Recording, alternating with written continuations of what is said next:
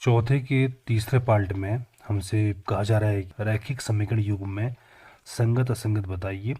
यदि संगत है तो ग्राफी विधि से हल ज्ञात करें। तो यहाँ पे हमें रैखिक समीकरण युग्म दी गई है 2x plus y minus 6 equal to 0, 4x minus 2y minus 4 equal to 0। तो हम लिखेंगे दिए गए समीकरण युग्म से, चूंकि दोनों ही समीकरण पहले ही मानक रूप में है, बराबर के बाद 0 है, यहाँ भी बराबर के बाद 0 है, तो इसलिए इन दोनों को ही हम एक और दो समीकरण मान लेते हैं। तो 2x प्लस वाई माइनस 6 बराबर 0 समीकरण number 1, 4x minus 2y minus 4 equal to 0 समीकरण नंबर 2। तो पहले हमने संगत असंगत के बारे में बताना है, तो इसलिए हम रैखिक समीकरण युग्म के मानक रूप से तुलना करेंगे, यानी कि क्रमशः समीकरण 1 और 2 की तुलना a1x plus b1y plus c1 बराबर 0 तथा a2x plus b2y plus c2 बराबर 0 से करने पर। तो यहाँ से हमें मान मिलेंगे a1 के b1 c1 तथा मिलेगा मान a2 b2 और c2। तो समीकरण 1 की तुलना a1x plus b1y plus c1 बराबर 0 से कर रहे हैं। x के साथ a1, यहाँ x के साथ 2, तो a1 बराबर 2, यहाँ y के साथ b1, यहाँ y के आगे 1, तो b1 बराबर 1, यहाँ कांस्टेंट टर्म c1, यहाँ माइनस का 6, तो c1 इक्वल टू माइनस 6। समीकरण 2 की तुलना 4x माइनस 2y माइनस 4 बराबर 0 की तुलना a2x plus b2y plus c2 बराबर 0 से करनी है। x के साथ a2, यहाँ x के साथ 4, तो a2 इक्वल टू 4, यहाँ y के साथ b2, यहाँ y के साथ माइनस का 2, तो b2 इक्वल टू माइनस का 2, यहाँ कांस्टेंट टर्म c2, यहाँ कांस्टेंट टर्म माइनस का 4, तो c2 इक्वल टू माइनस का 4। अब हम निकालेंगे मान a1 अपॉन a2 का। ये मान आ गया 2/4, ऊपर नीचे 2 से कटेगा तो 1/2 आ जाएगा। साथ में हम निकालेंगे b1/b2 का मान, तो ये हो जाएगा 1 माइनस का 2, ये माइनस ऊपर जाएगा तो माइनस हो जाएगा, 1/2 ऐसे रहेगा। अब हम देखते हैं कि ये दोनों ही मान अलग अलग मान आ रहे हैं, तो इसलिए पहली कंडीशन ही बन जाएगी। कंडीशन आप यहाँ से देख सकते हैं। तो इस बार पहली कंडीशन यानी कि a1/a2 does not equal to b1/b2 बन चुकी है। इस कंडीशन में रैखिक समीकरण युग्म संगत होता है, यानी कि समीकरण को हल किया जा सकता है, x और y के मान निकाले जा सकते हैं। अब चूंकि समीकरण युग्म संगत आ चुका है, तो इसलिए x और y के मान निकाले जा सकते हैं। अब हमें चूंकि ग्राफी विधि से मान निकालने हैं, तो हम पहले दोनों ही रेखाओं को पुनः दोबारा से लेकर प्रत्येक रेखा से दो दो बिंदु निकालेंगे। तो सबसे पहले हम पहली रेखा को ले लेते हैं पुनः समीकरण नंबर 1 से। तो समीकरण 1 हमारे पास है 2x plus y minus 6 equal to 0। तो यहाँ से हम x या y किसी एक की वैल्यू निकालेंगे। x का गुणांक यहाँ पे 2 है, y का गुणांक 1 है, तो इन दोनों गुणांकों में 1 से भाग देना ज़्यादा ईजी है, तो इसलिए हम y का वैल्यू यहाँ से निकालेंगे। तो y की वैल्यू यहाँ से आ जाएगी 6 माइनस का 2x। अब हम एक बॉक्स बना लेंगे और यहाँ से दो बिंदु निकालेंगे। यहाँ पे x, यहाँ पे y लिख लेते हैं। अब हमने बराबर के बाद x को देखना है और x की वैल्यू रखनी है, तो हम x की वैल्यू 1 रख लेते हैं।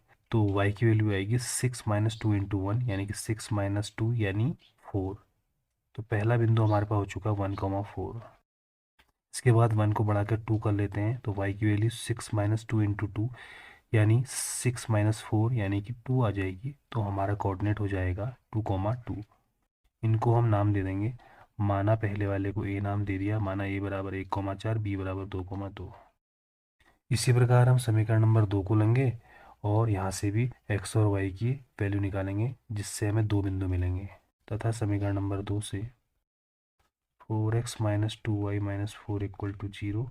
x का गुणांक 4, y का गुणांक 2 है, y का गुणांक ज़्यादा ईजी है x के गुणांक की अपेक्षा, तो इसलिए हम फिर y की वैल्यू निकालेंगे। तो माइनस का 2y इक्वल टू हो जाएगा, ये 4x उधर जाके माइनस का और प्लस 4 हो जाएगा।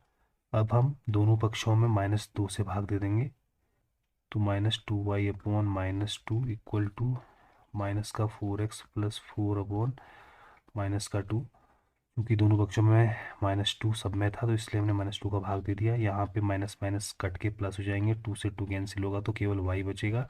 यहाँ का -2 जो है दोनों के अपॉन में जाएगा, तो पहले -4x के अपॉन में जाएगा, तो माइनस माइनस कैंसिल होंगे, 2 से 4 कटेगा 2 बार, तो और केवल x बचेगा। अब हमारे पास +4/-2 करना है हमने, तो 4/-2 में जो माइनस नीचे का है वो ऊपर जाएगा और 2 से 4 डिवाइड होगा 2 टाइम्स, तो y इक्वल टू 2x-2 बन जाएगी इस समीकरण से आसान। अब हम यहाँ से फिर एक बॉक्स बना लेंगे और यहाँ से मान निकालेंगे x और y का। हम x की पहली वैल्यू रख लेते हैं 1, तो y equal to 2 into 1 minus 2 यानी कि 2 माइनस 2 यानी 0 आ जाएगा। तो हमारा बिंदु मिल जाएगा, नीचे की ओर को हम देखेंगे 1,0। इस वैल्यू को हम बढ़ा के 2 रख देते हैं, तो y की वैल्यू आएगी 2 इंटू 2 माइनस 2 यानी कि 4 माइनस 2 यानी 2। तो बिंदु हमें मिल जाएगा 2,2। इनको हम नाम दे देंगे, माना इस वाले को नाम हमने सी दे दिया। 2,2 को हमने ऑलरेडी ही नाम बी दिया हुआ है, तो दोबारा से नाम देने की ज़रूरत नहीं है, क्योंकि नाम जो हम दे रहे हैं ग्राफ में दर्शाने के लिए दे रहे हैं। 2,2 पहले ही आ चुका है। यहाँ पे बस लिख लेते हैं कि जो 2,2 है बी है। अब हम इन बिंदुओं को ग्राफ में दर्शाते हैं। हमने ग्राफ लिया, एक्स एक्स वाई एक्स को दर्शाया, इनका कटान बिंदु को हमने ओ से दर्शाया, और यहाँ को 1 2 3 4 वगैरह लिख दिया। यहाँ को -1 2 3, ऊपर को प्लस का 1 2 3 4, नीचे को -1 2 3 हमने नहीं लिखा है क्योंकि उसकी ज़रूरत नहीं है। हमारे पास कोऑर्डिनेट काफ़ी आसान है। पहला कोऑर्डिनेट 1,4 2,2, दूसरा वाला, तीसरा 1,0 और चौथा फिर दूसरे वाले की तरह ही 2,2 है। तो इसलिए हमने ज़्यादा पैमाना यहाँ पे मानना उचित नहीं समझा। 1 सेंटीमीटर बराबर हमने एक ही लिया हुआ है।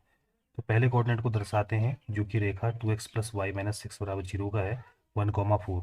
तो 1 हम आए इस साइड को और 4 से ऊपर को जाएंगे, 1 2 3 4 यहाँ पे जाएंगे, और यहाँ पर इसके बाहर से एक सर्किल बना देंगे। ऐसे ही दूसरा कोऑर्डिनेट b यानी कि 2,2 है, तो हम 2 इधर को आएंगे यहाँ पे, और यहाँ से 2 ऊपर को जाएंगे, 1 2 यहाँ पे हम सर्किल बना देंगे, इन दोनों को मिला देंगे, तो रेखा 2x + y - 6 = 0 में मिल जाएगी।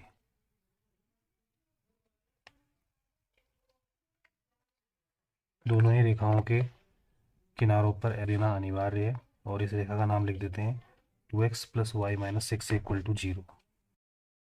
इसके बाद दूसरी रेखा का बिंदु लेते हैं। पहला बिंदु C 1,0 है, x अक्ष से 1 इधर को आए, 0 ऊपर को गए, यानी कि यहीं पे रहे ये। और इसका अगला बिंदु B 2,2 हमने ऑलरेडी ही दर्शा रखा है, जो कि ये है। तो हम इन दोनों को मिला देंगे, तो हमें रेखा मिल जाएगी 4x - 2y - 4 = 0। दोनों साइड पे एरो दे दिया। इस रेखा का नाम पहले लिख लेते हैं, 4x - 2y - 4 = 0। अब बिंदुओं के नाम देना रह गया था। पहली रेखा का ये वाला बिंदु A था 1,4, ये बिंदु B 2,2 पहली में भी है और दूसरी में भी है, ये देख सकते हैं आप। और एक C बिंदु 1,0 दूसरी रेखा का बचा हुआ है, जो कि यहाँ पर है। ग्राफ में दोनों रेखाओं को दर्शाने के बाद हमने जहाँ पे लिखित वर्ग किया था वहाँ पे आंसर लिखना जरूरी है। वहाँ पे हम लिखेंगे, चूंकि दोनों रेखाओं को ग्राफ में दर्शाने के बाद दोनों रेखाएं एक दूसरे को b यानी कि 2,2 पर प्रतिच्छेद करती है, अतः x = 2 यानी कि पहला कोऑर्डिनेट, y = दूसरा कोऑर्डिनेट यानी कि 2। रेखाएं जहाँ पे प्रतिच्छेद करती हैं वहीं पे हमारा आंसर होता है। तो हम लिखेंगे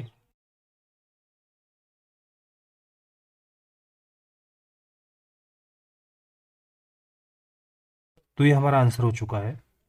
आंसर को चेक करने के लिए हम x और y की वैल्यूज को समीकरण नंबर 1 और 2 के एलएचएस में रखेंगे। अगर यह संतुष्ट होती है तो हमारा आंसर सही है। तो 2 × 2 + 2, एक्स और वाई की जगह पे हमने 2 रख दिया है, तो 2 × 2 4 + 2 6 होता है। 6 में से 6 माइनस अगर होता है तो 0 आता है, जो कि आरएचएस है, संतुष्ट हो रही है। यहाँ पे भी एक्स और वाई की जगह पे हम 2 2 रखते हैं, तो 4 × 2 यानी कि 8 -2 × 2 यानी कि -4 -4, तो ये 8 था, -4 -4 यानी कि 8 - 8 हो गया, यानी कि 0 आ गया है। तो यह भी संतुष्ट हो रही है, तो इसलिए ये हमारा जो आंसर आया है ये सही आया हुआ है।